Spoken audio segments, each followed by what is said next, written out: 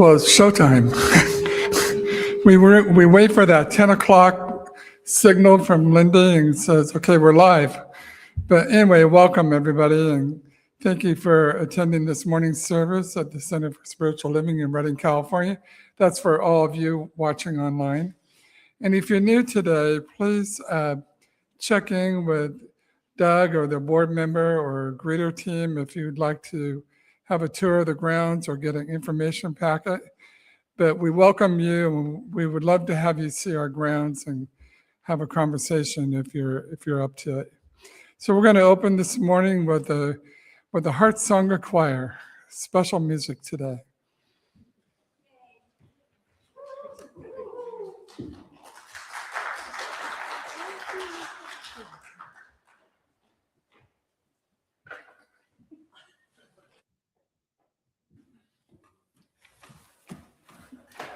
She made it.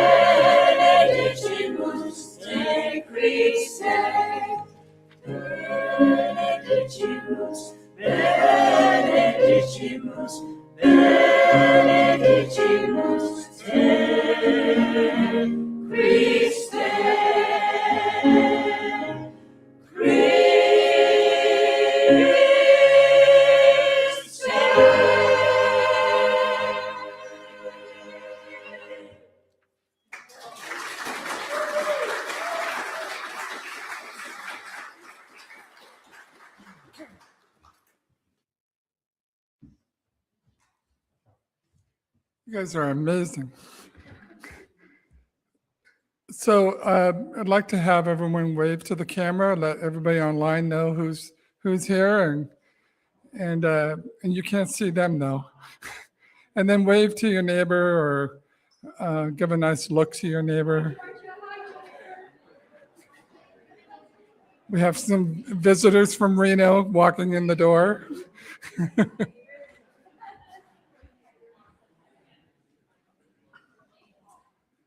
So thank you again for being here. And we have a special treat today. We have Reverend Andy from Chico. He'll be giving our message today. And so always welcome him and give him a nice hello. just love having Andy here whenever he can make it up here. So thank you for being here. And also, maybe perhaps silence your devices at this point so they don't go off. But if you want to take pictures of the choir, go for it, though.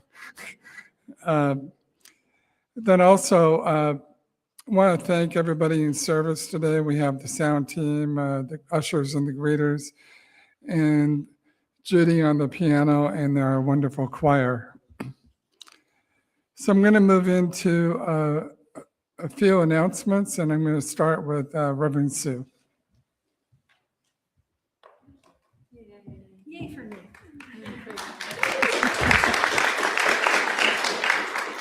I have a couple of things to say, and you'll see sprinkled about the blessings of daffodils. I don't know if you noticed those. Who's beep beeping? We have everybody check your pockets. So Jim Nelson, thank you. Jim and Norma collected these beautiful daffodils for us. So if you know somebody, there's a nice bouquet back there, and they're sprinkled around. So if you know somebody that could use a little bit of a daffodil cheer, or if you need it for your own self, there's little vases back there too if you want to take that home with you. That's a blessing from the property. He's got whole fields of daffodils, and he keeps buying more bulbs. There is the abundance. There it is on his property.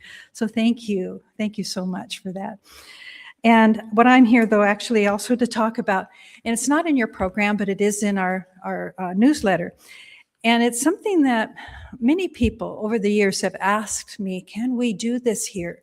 Can we have a Reiki teacher come here and do a training? And so we are doing that. And I met her at one of the health fairs, and I was amazed by her presence and her gift. And I asked her, do you want to do some training here? And she said, yes, she watches us already online. And her name is Robin Hankey. And it's when you look it up in the newsletter, it's the Holy Fire, Reiki 1 and 2. So there's 2 days of your time, Friday and Saturday, March 6th and 7th. Now I'm announcing it earlier because she had a deadline for registration was already passed, February 13th. And so I asked her if she could extend that a little bit, because sometimes, and I'm talking to you at home as well, and I've been putting it in the Facebook postings to really encourage people, this is an opportunity to get certified in Reiki 1 and 2. So that's a real gift to all of us. So if you are interested in healing, that form of healing touch, this is an invitation that is calling your heart. So look at your calendars, Friday and Saturday, March 6th and 7th, 2 full days of a commitment, but it'll be well worth a lifelong time of sharing that gift with others. So Charlie? And sign up today if you can. There's a list out there, just saying. You can check at the board desk or Lori in the office as well. So also in service with me today is Christine Stewart and Christy Carr, and Reverend Dr. Mary. So if you want to have a prayer support after service, feel free to ask us. We'll be standing up here in front. But moving on to the brief announcements, and just a reminder, you have them all in this handout, and it's also online. So the bookstore is back open. So we did a deep cleaning of the bookstore and make sure everything's safe and good. It's still concrete floors, but we're getting used to it. But someday, before too long, we'll have new flooring. But visit the bookstore. If you don't look down, it looks just like it did before. And, you can even just stop in and say hi to Lori or Chris. And I would shout out that Lori is looking for some more volunteers who would like to work in the bookstore. So that would be maybe a Sunday a month, to man the cash register and help with the overall bookstore process. We have a SOAR adventure Saturday, February 21st. It's at an Abbey and a Vineyard Winery. So check with Cher on that. It's also in all the announcements.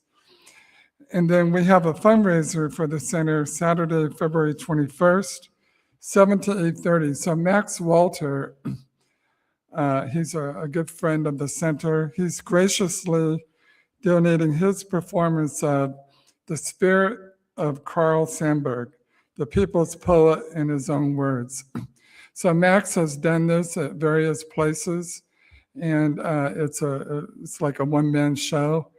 And he's donating all the funds to the restoration fund that we have for the center. So it'd be lovely if you could attend that and help support not only the restoration, but also Max and his passion for Carl Sandburg. Next Sunday is a potluck Sunday, so if you want to bring your own dish and help out with the potluck, that would be lovely. And then some March dates to think about. We have the annual business meeting, here at the center, March 8th. So the board and the practitioners and Reverend Sue will be coordinating that meeting. And it's important that you show up if you're a member to be able to vote for new board members, adopting other provisions, that will be presented, and get a kind of like a state of the state, address, about how the center is doing, and also looking forward, what the plans are for the center. So that's important. And then also we have a used book sale that's coming back, and that'll be March 1st through, it's a couple of weeks. It'll be a couple of weeks of book sale. But also you can start bringing in your books on Monday, February 23rd. And we're also going to be, as part of that, we're going to be going through the books that are all boxed up from the library and filtering some of those out to go into the book sale. So there's some real gems in there that will be part of the book sale. So that's the announcements. And now I'm going to invite Lori up to do the reading. And then Christine will invite the bell. And when we listen to the bell, allow that to go deep inside yourself and bring in the silence that's deep within your soul and allow that to penetrate and help you be fully present. So, Christine and Lori.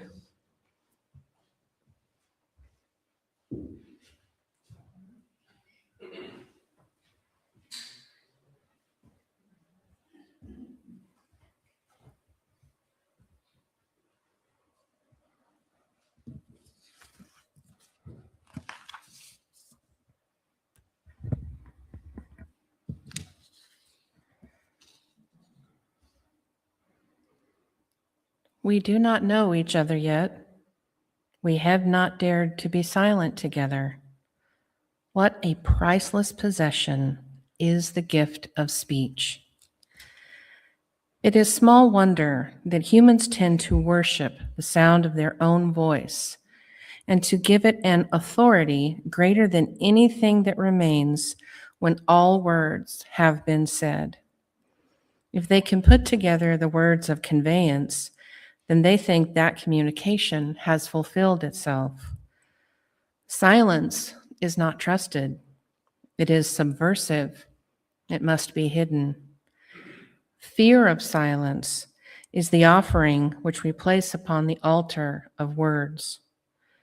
That is in part due to the richness of the experience of speech, and we do not wish to let it escape from us, lest we descend once again into the vast, empty region where there are no words, where there is no speech. It is important to remember that it is out of the silence that all sounds come. It is in the stillness that the word is fashioned for the meaning it conveys. Here, the sound without sounds can be most clearly heard, and meanings, out of which all values come, can be plumbed. Thus, Maeterlinck writes, "If it be indeed your desire to give yourself over to another, be silent. Some there are that have no silence, and that kill the silence around them, and these are the only creatures that pass through life unperceived. To them it is not given to cross the zone of revelation, the great zone of firm and faithful light. We cannot conceive what sort of person is one who has never been silent. It is to us as though their soul were featureless. We do not know each other yet. We have not yet dared to be silent together." Howard Thurman, The Inward Journey, page 52.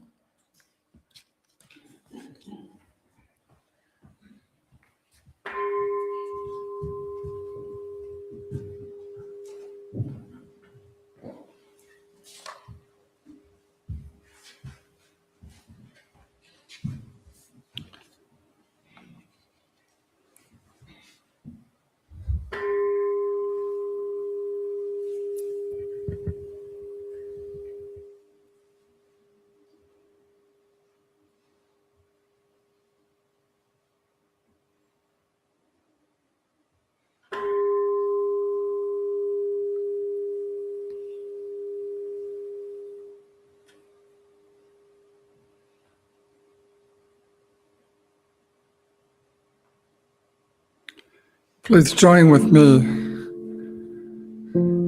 as I allow the silence to resonate within my soul at the deepest level. And knowing that this is spirit, the one spirit, the one love that's everywhere present, that resides in each and every one of us at the deepest level. And so I know for myself, as I know for everyone here and everyone listening, that this silence is a place of peace. It's a place of knowing who I am at the deepest level. And knowing that as we allow ourselves to go deeper, even deeper, we awaken to the truth of all humanity. And so we claim this truth and we claim this peace, not only for ourselves, but for everyone. As we walk the edge of humanity, we allow ourselves to be open at the top and to recognize everyone as a beautiful individual human being. So we allow the spirit and the energy of the universe to pour down through us, permeating each and every cell, grounding us to the earth, and allowing that to rise back up and to be a beacon of light, a soul that is always expanding, always growing. So I claim this truth for myself and for everyone here. As we move into this service, I'm grateful for Reverend Andy and his words that he has to share today, his inspiration, his love of community. And I know that this is a good day for this community as we bless each other, have community together, and grow together. So I release this prayer and these words into law, knowing full well it is so, and together we say, and so it is. Reverend Andy.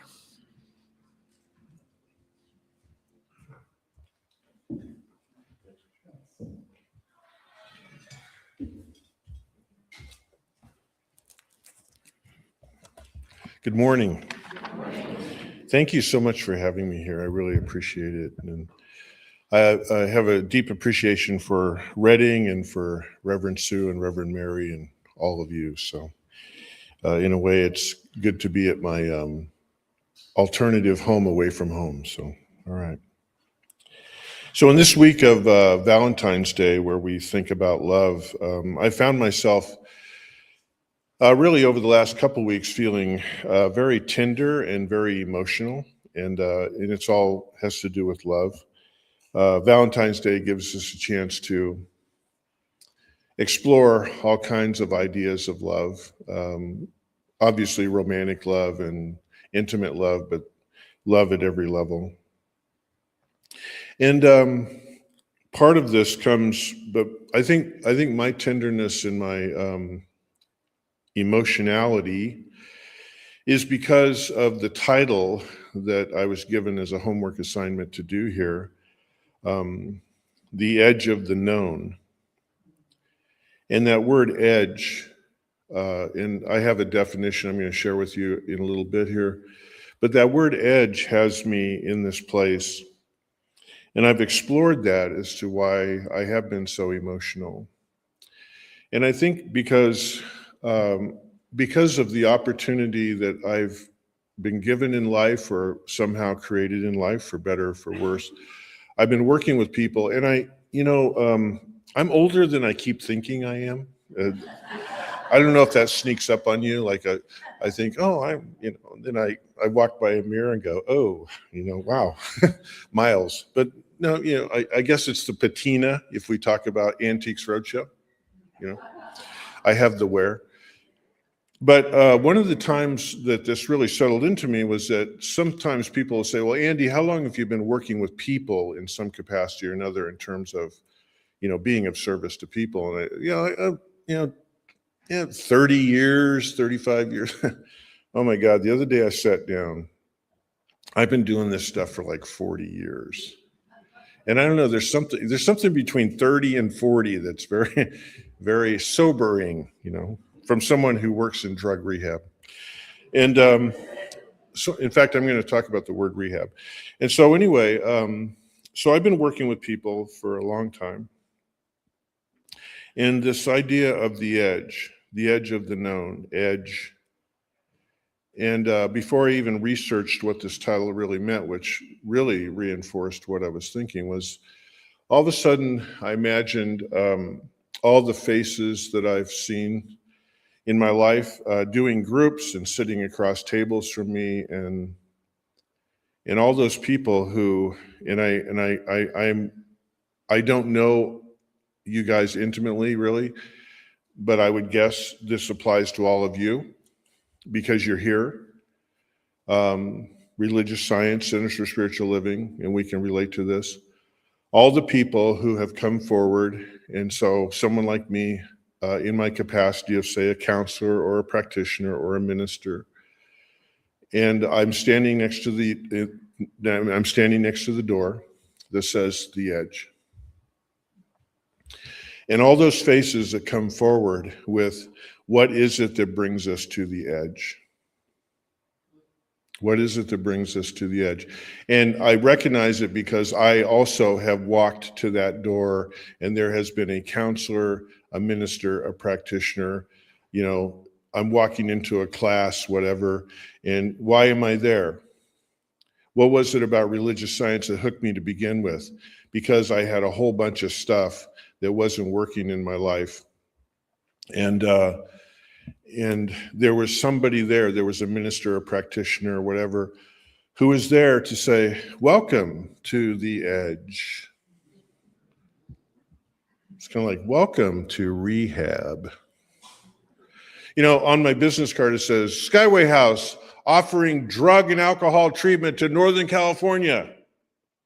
But inside our industry, every day, my clients, the word is rehab. As in, let me give you an example, and it's all in how you say it too. Like, for example, I will be doing a group. And so a lot of the work we do around dealing with addiction issues is to go into what we call core issues, what we call consciousness. Okay? All right? And so Substance use is heavily tied to how do we cope with, how do we manage life. That's what it's connected to. That's the whole get down. That's the relationship. So I will sit in a group or one-on-one, but the group, this is classic in a group. And so we get, we're talking about some kind of level of consciousness, some kind of background, whatever, in some way, shape, or form. And somehow someone will say, well, yeah, back then I was coping with it this way, and this way. And and I'll sit there and in my best professional voice, I'll say, and how did that work for you? And this is the response. Really? Really, Andy? I'm in rehab. How do you think it worked for me? Because, Andy, when I was a little girl, I did not want to go to rehab, right? And so let me put a finer point on this. I was working with a gentleman recently, and we were doing family systems work. Oh my God. Whoa, you want to talk about some consciousness, right? You want to talk about some ways of coping. And so, and this is even worse. So we were investigating the roles that people take on in unhealthy families. We've all heard those, right? The mascot, the scapegoat, the hero, on and on and on, right? We've all heard those. Boy, those are rough. You want to do a rough group, do that group, right? And so anyway, had one gentleman who was really engaging, was really kind of emotional. And so people are sharing, and I wanted to draw him out. And he was talking about, well, there's two of these labels that really apply to me. There's two roles, and he started talking about them, and he talked about why he took them on and what was going on, and we got into intergenerational trauma and all that sort of thing. And then he said, is this my lot in life? I feel like this psychology has put me into a box. And so I think that sometimes when someone like me tells a story like this, and this even washes up in my consciousness too, there's that tendency to just want to hold someone's hand and soften it and say, oh no, it's okay. And so when someone says, is this my lot in life? I know, the thing we want to say is, oh no, it's not your lot in life. But what is the answer that I'm supposed to give to be the doorkeeper of the edge is, maybe. That's up to you. It's interesting. The founder of our movement, Earnest Holmes, I don't know how many of you have paid close attention to the textbook. I'm sure all of you are familiar with it at some level, and his writings. And it's interesting because at the very beginning of the textbook, I don't know if it's the preface or whatever, it just is laying there one page before you really get into it. And he paints this really glorious picture about, welcome, come on in. I've laid the table for you. The sunlight is coming through the window. The food and the wine is here. Relax, all that great stuff. You want to know why he said that? Is because when you flip the page, you're in rehab.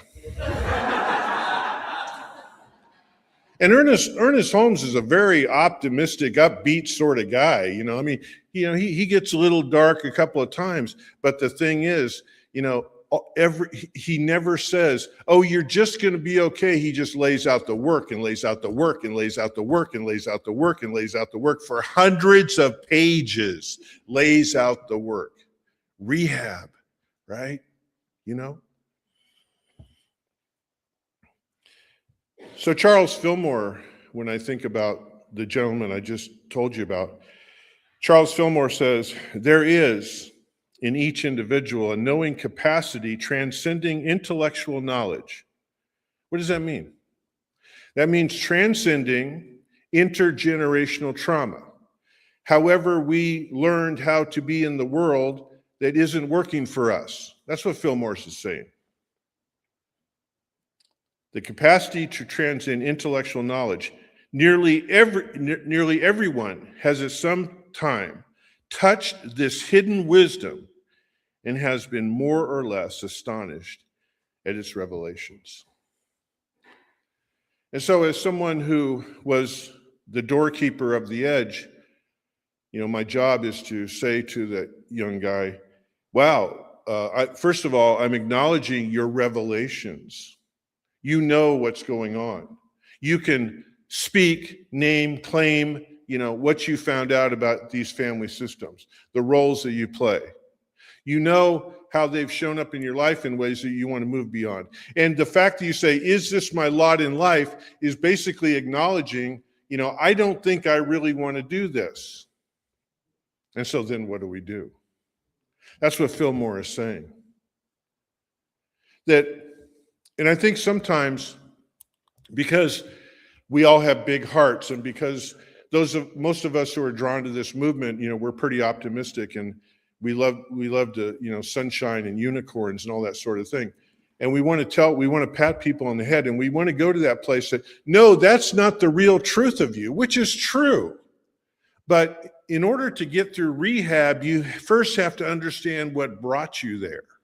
You see what I'm saying? And so now this gets me into the definition of the edge. What lies behind this door that, I'm standing in front of, ministers are, practitioners, counselors, anyone working with people, and a door that I have gone through that I continue to go through, and I have a story I'm going to share with you. By the way, this week, I walked to the door, and there was someone there to greet me at that door. And that's coming in a moment.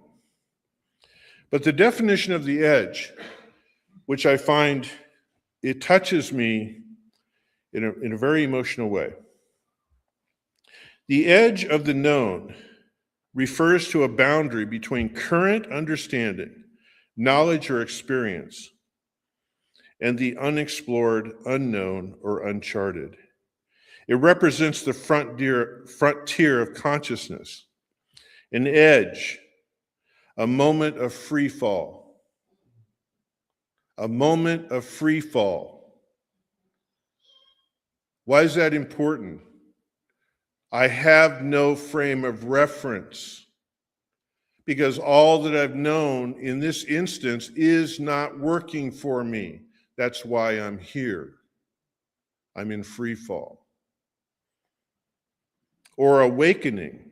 Oh, that's cool. Free fall or awakening. With no ego to land on. Wow. Ego is, well, I can always go back to whatever. Again, I'll give you a trade term for that. That's called relapse. I can go back. Really? You want to do that? I can. Do you think I'll relapse? Do you?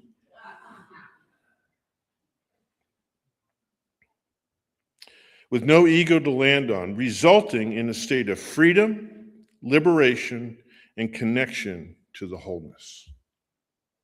Wow. Every time we walk to the door of any kind of work that we do, we are walking to that edge. We are actually walking on that edge. There's a story, in fact, this just came up for me, so it's not in my notes, so I'm kind of going into ad lib right now. I read a book years ago. I believe the name of the book was called The Naked Buddha.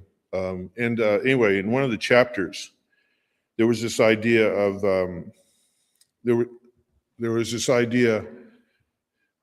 God, now I'm thinking maybe that was Jack Kornfield who wrote this. I'm not sure. Anyway, right now I'm relaying something that's coming to me, but so the story of the Buddha under the Bodhi tree is a very serene one. He's going along, he tried all these different ways, then he finds the middle way and all that sort of thing. He tries all, he tries all these other traditions, and then he finds his way. He sits down in the Bodhi tree, and we kind of like, he comes into meditation. It's very serene, the lights come up, the music, it's very orchestrated, it's like a really nice, like a really nice Sunday afternoon movie. It's great. Then he gets up and he walks away and he's all good. Now, what I read in this book was, because this book was sort of equating it to Jesus in the Garden of Gethsemane. When he goes in there and he's confronted with what's referred to in the Bible as Satan, the dark prince, all that sort of thing. And basically, like, hey, you don't have to suffer. Come with me. I'll take care of you. Let's go back to the old consciousness. Let's leave rehab, okay? Let's go back to what we know, and Jesus got into this struggle, and he wasn't, he wasn't sure what his frame of reference was. He was in free fall in the Garden of Gethsemane. Okay, so now what I read about the Buddha was that whoever this writer was basically saying that if you imagine that symbol in Buddhism that is it looks like a ship's wheel. It's that roundness with the spokes. Okay, and the writer said, the Bodhi tree was right in the middle of that wheel. And the Buddha, Siddhartha, is sitting there. And all of a sudden, all the demons from the past consciousness was coming up to him, basically telling him, all the things he knew, all the things he'd referred to, all the intergenerational trauma, everything he'd been through. And they took every shot at him, and every shot at him, and every shot at him, and every shot at him. And there were times where the Buddha got up and actually walked away, and he began to circle the Bodhi tree on that wheel, and all those spokes were leading in. And yet he could see some image of himself sitting there. And his job was to return to that serenity through all the fire, all the brimstone, all the dragons, everything, to come back to that place and inhabit that place. Much like the Garden of Gethsemane. And so we imagine that this idea of the free fall, the edge, taking us to a place where we are confronting those demons, those dragons, that fire. Earnest Holmes says, bondage is not God ordained. Freedom is the birthright of every living soul, and all instinctively feel this. Thus, the inherent nature of that soul is forever seeking to express itself in terms of freedom. That's the other part of the definition of the edge, the freedom. So in the last several weeks for me, I went through a loss in 2025, about 8 months ago now, and my wife, she made her transition. And, working through it, all kinds of different ideas around grief and stuff like that, and going along. And so suddenly, and I know I say suddenly because I don't know what triggered this, but obviously it was a place within consciousness within me. And I'm going to share my revelation around that. And so in the last month or so, I started to get into this thing where I was suddenly wondering if I did enough for her, because my wife had a lot of health issues, physical health issues. And so, and she and I were trying to negotiate how to deal with that. And I don't want to get into all that, but was I enough? Did I do enough? Was I up to the task? All that stuff was coming up. And then I started to spin out into other areas. I was digging other rabbit holes of, and different conversations would come up. What about this conversation? What you said, what you didn't say? What about this approach? Allowing her to make certain decisions. Wow. Talk about ego. And then, should I step in? Should I have done more? Right. And so this week, I decided to reach out to a minister in the Chico Center for some spiritual mind treatment, affirmative prayer work. And so we set up a time on the phone. And so they said, what's up? And I said, well, I and they know what happened with me, obviously.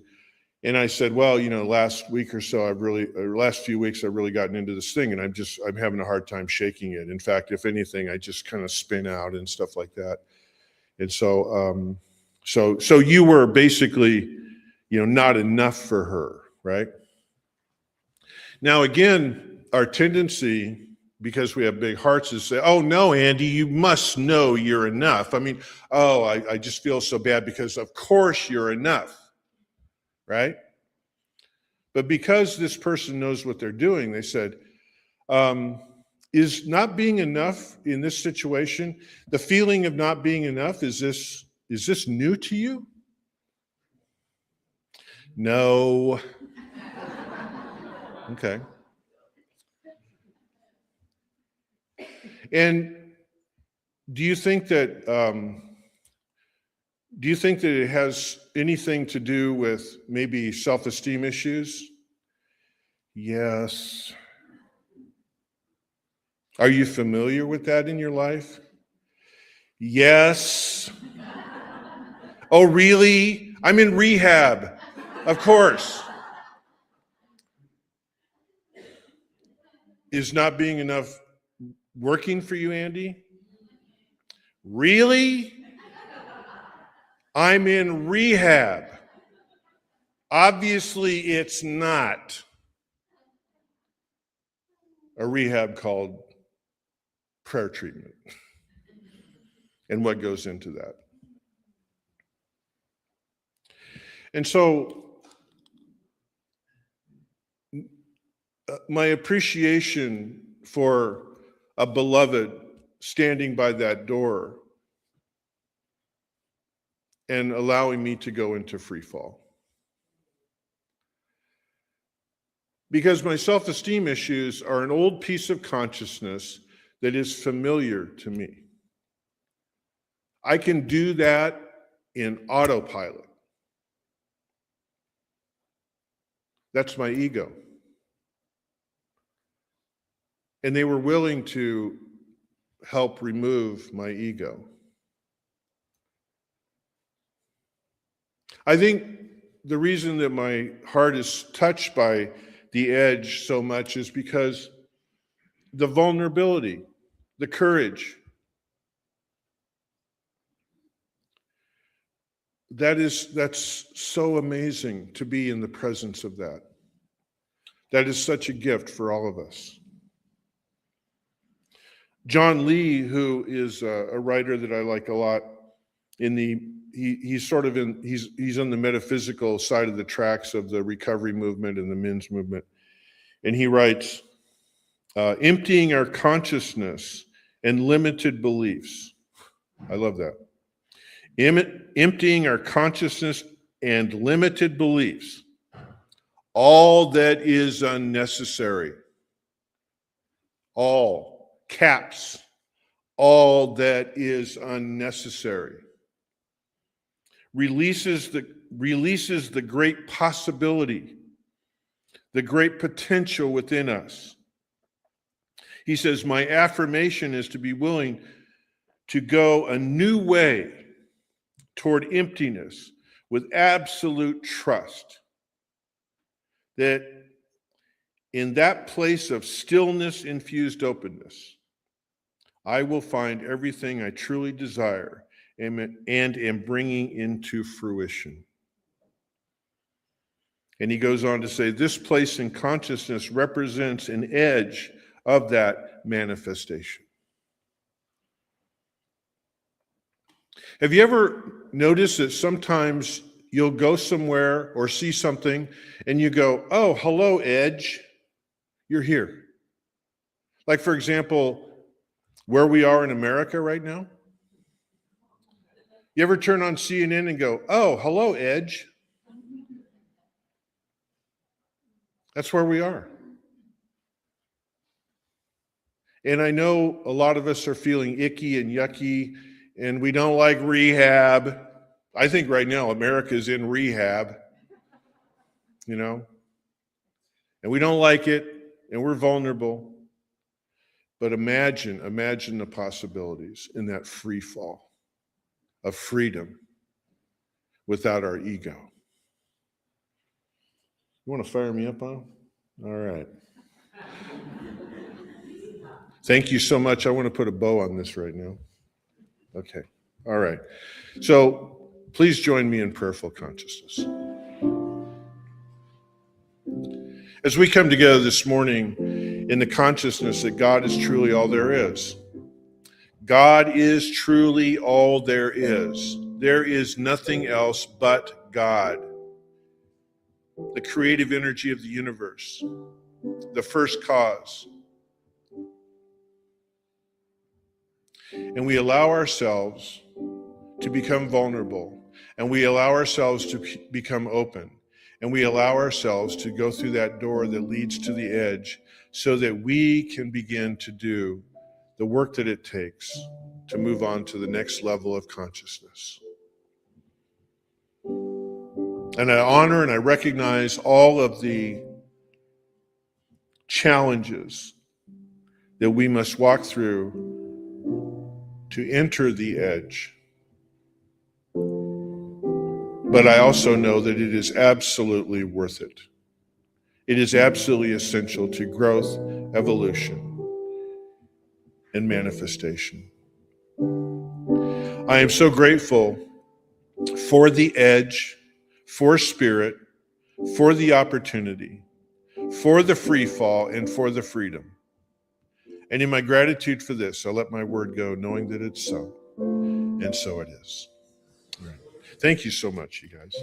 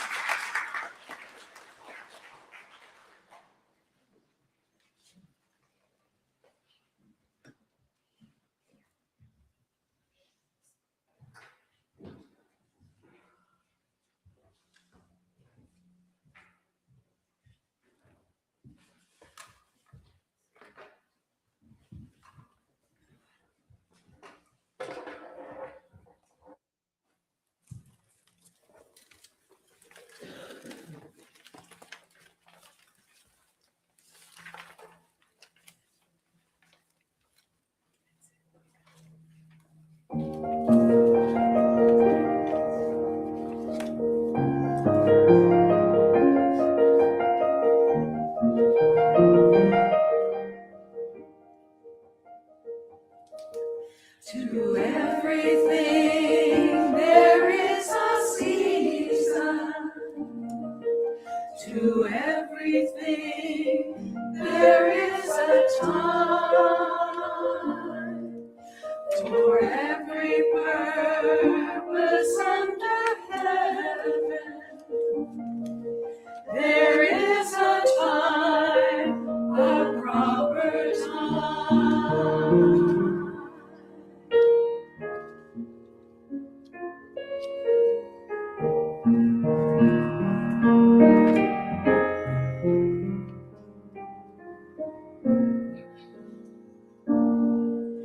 To live and die, to plant and harvest, to kill and heal, to wreck and build, to laugh and cry, to mourn and dance.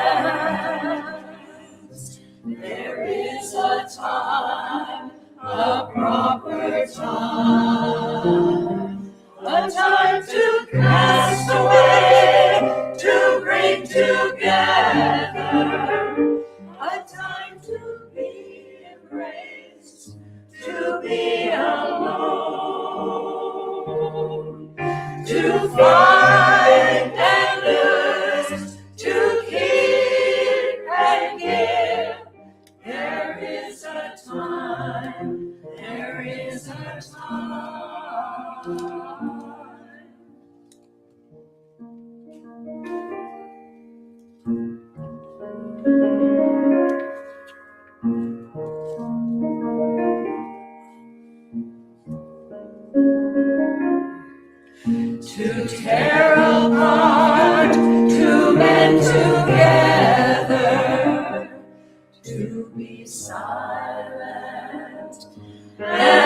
speak,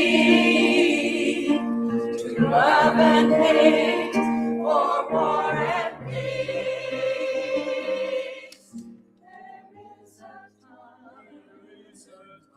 There is a time, there is a proper time.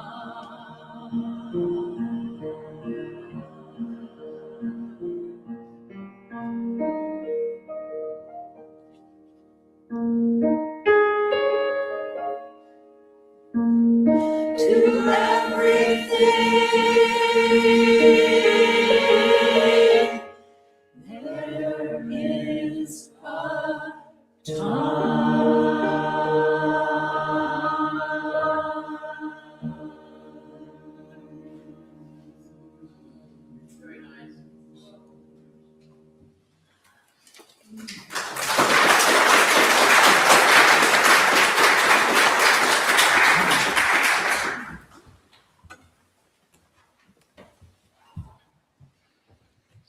Well, that was beautiful. And thank you, Andy, for such a heartwarming talk and very meaningful to me personally. Thank you. So I'd like to invite the ushers forward.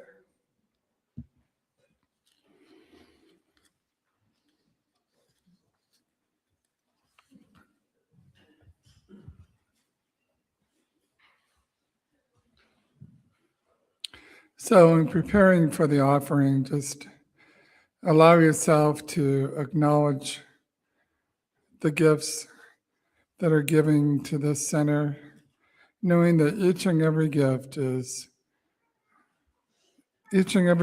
helps allow this community to grow and to expand and to maintain its doors open and allowing the truth to be spoken and allowing community to be together, knowing that it is a precious, precious space, and your gift returns back to each and every one of you in many, many different ways. So we start with the offering, and together we say, and so it is.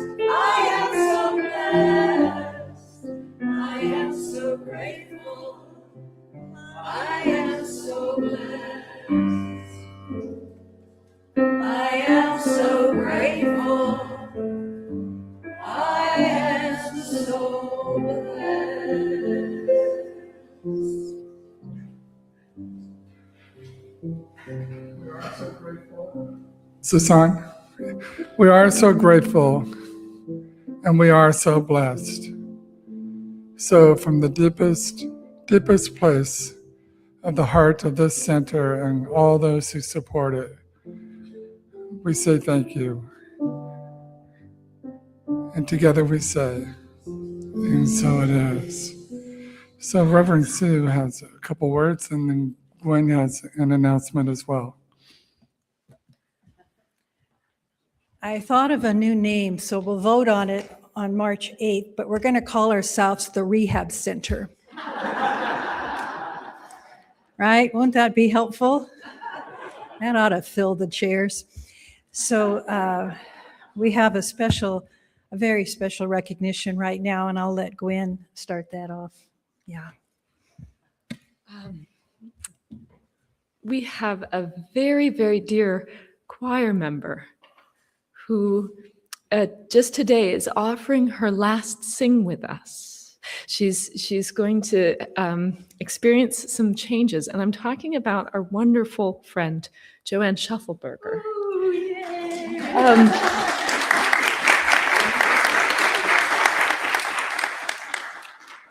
So Joanne is such a precious part of our choir.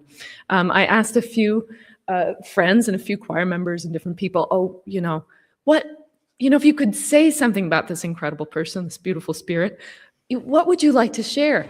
And they said, well, some people said, she's always with us. She's always here. This is a choir member who is like the backbone of the choir. I began like 3 years ago, I think. Forever ago. For and she never missed. She was always with us. She was always bringing her voice, and she's so precious. And other people said, "Oh, well, she's always been in this choir. We don't know if this choir has ever been without Joanne." I said, well, can you give me some dates? Like a year? Do you know when she came? He said, no, because she was here before I was, so I can't attest to when she joined. So, we're going to miss her. But the news that I've received is that she's going to have a move not too far away into Oregon, if I may say, to live close to a very precious daughter who's making arrangements for her best life in these times. But we so appreciate you, Joanne. And I'm putting a little brightness to it, but really I'm like, no, I can't have a choir without Joanne. No. But that's my selfish, that's about my plans and my desires. And as we all know, we're striving to work in accordance with Source, and so we send you with all our love, and we're gonna have your address, and we're just gonna be, and we're gonna annoy you. Oh, we have Yeah. Yeah, I think if anyone has something to say, I don't have that. I heard that she babysat Dalton Fitzgerald. What else? Yeah, she's a kitchen cookie. What can we say? Sue, would you like to say something? She was in practitioner training. She's taken almost every class 3 or 4 times. She shows up for just about everything we've ever had to offer here. And she comes to be in service always with such a sweet heart. And I have enjoyed my many times sitting with her one-on-one in practitioner sessions together and framing a good life. So what I can see is demonstrated for her now is everything in this near future that her heart has ever really wanted. And except all of us can't go with you. We forgot that part. We forgot that part of the prayer. But if you could all stand as honoring this precious woman in our community.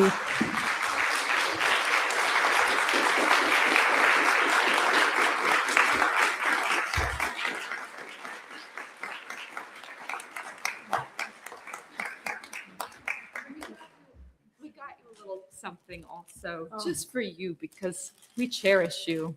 Thank you. And a little card. We're with you. That's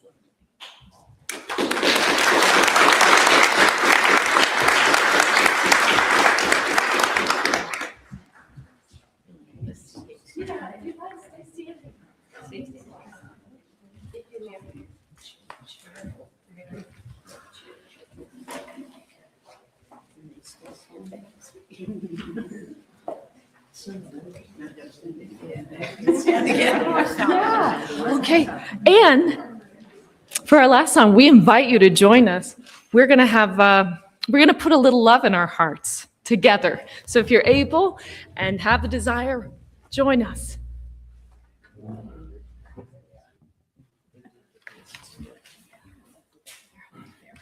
Okay. We're all ready? We're set. We're good. Take it away.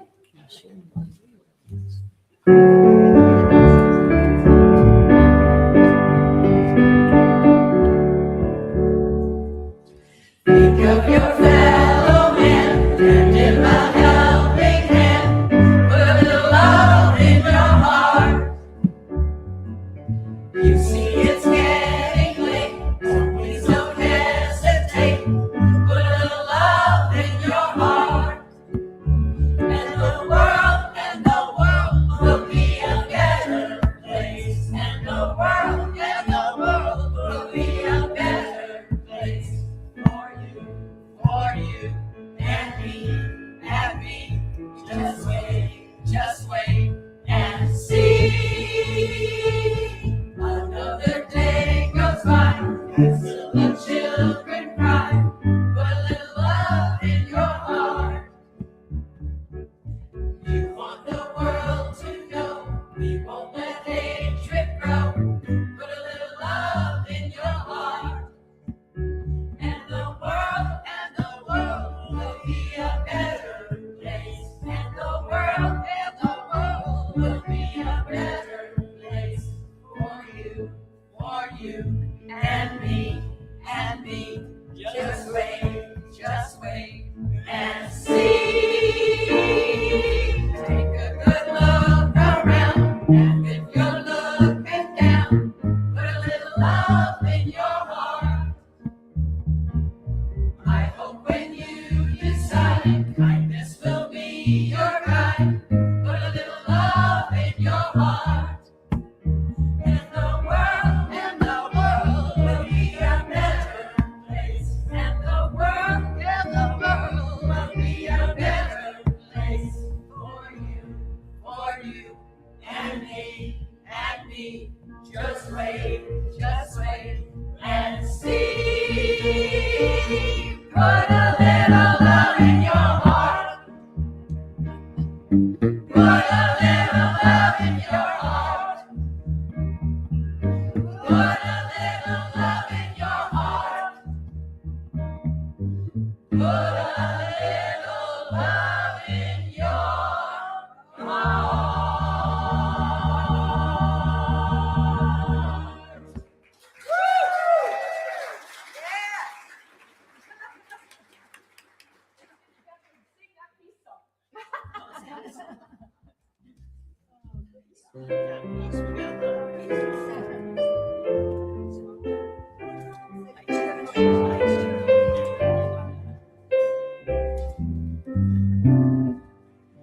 Let there be peace on earth, and let it begin with me. Let there be peace on earth, the peace that was meant to be. With God as our one source, united all are we. Let us walk with each other in perfect harmony. Let peace begin with me. Let this be the moment now. With every step I take, let this be my joyous vow. To take each moment and live each moment in peace eternally. Let there be peace on earth, and it has begun with me.